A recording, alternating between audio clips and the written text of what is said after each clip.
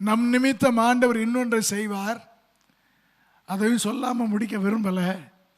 கர்த்தருடைய பிள்ளை நிமித்தம் செய்வார். ஆனால் நிறைய பேருக்கு ஒரு புது பாயிண்ட் கிடைச்ச மாதிரி வச்சுக்கிடுவீங்க. கவனமாக இருக்க கேட்கிறேன். நம் நிமித்தம் ஆண்டவர் செய்கிற இன்னொரு காரியம். There is one thing that God will do, one more thing that God will do on behalf of his child. Genesis chapter 20 verse 3, the same chapter verse 17. கர்த்தர் என்ன செய்வார் தெரியுமா? சாராளின் நிமித்தம் அமலேக்கை நீ செத்தா என்று சொல்லுவார். சாராளி நிமித்தம் அபிமெலேக்கின் அரண்மனையில் இருக்கிற ஆண்டவர் முதல்ல சொன்னா நல்லா இருந்திருக்குமே. கர்த்தாவே, எங்கள் நிமித்தம் எங்களுக்கு விரோதமாக பேச ஆரம்பித்த உடனே செய்திருனா எவ்வளோ ஈஸியாக இருக்குங்க கர்த்தாவே. ஹல்லேலூயா, ஆமென், பிரைஸ் தி லார்ட். அப்படியும் சில நேரத்தில் செய்வார், இப்படியும் செய்வார். ஆனால் ஒன்று இதை தெரிஞ்சு வச்சுக்கணும், ஒரு நாளும் ஜெபிக்கக்கூடாது. ஒரு நாள் இப்படி செய்ய ஆண்டவரேன்னு ஜெபித்துட்டீங்கன்னா ஆண்டவர் இது நடந்தால் எப்படி இருக்குங்கிற முதல்ல நீ டேஸ்ட் பண்ணிக்கோன்னு சொல்லி ரிவர்ஸ் பண்ணி விடுவார்.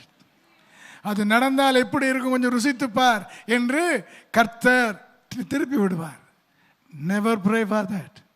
பழி வாங்குதல் அவருக்குரியது, அவர் அதை பார்த்து கொள்வார்.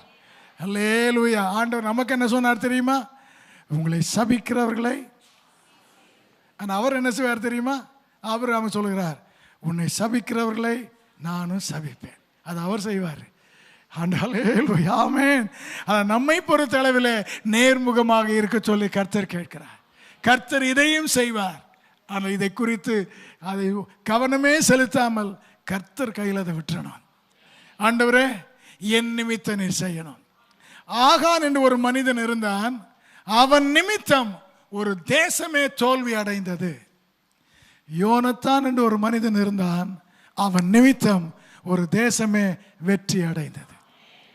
அந்த ரெண்டு பேர்ல யாராக நாங்கள் இருக்க போகிறோம்? கர்த்தாவே, எங்கள் நிமித்தம் நீர் செய்வது நன்மையும் கர்த்தருக்கு மகிமையும் ஆண்டவருடைய ராஜ்யம் கட்டப்படுவதற்கு, தேசம் ரட்சிக்கப்படுவதற்கு காரணமாயிருக்கும் மனிதராக, குடும்பமாக, சபையாக நாங்கள் இருக்க எங்களை அர்ப்பணிக்கிறோம். கர்த்தாவே, எங்கள் நிமித்தம் யாரும் இடரக்கூடாது, யாரும் வேதனைப்படக்கூடாது, ஆகானா இருக்கக்கூடாது. ஆண்டவரே, ஆசீர்வாதத்தை கொண்டு வருகிற மகனாக, மகளாக இருக்க கர்த்தர் எனக்கு கிருபை செய்வீராக. ஆமென், ஹல்லேலூயா.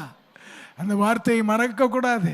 என் நிமித்தம் கிரியை செய்ய துடிக்கும் ஒரு தேவன் இருக்கிறார். அவர் அதை செய்ய விரும்புகிறார். நான் அதற்கு இடம் கொடுக்க கர்த்தர் எனக்கு உதவி செய்வாராக. ஆமென்.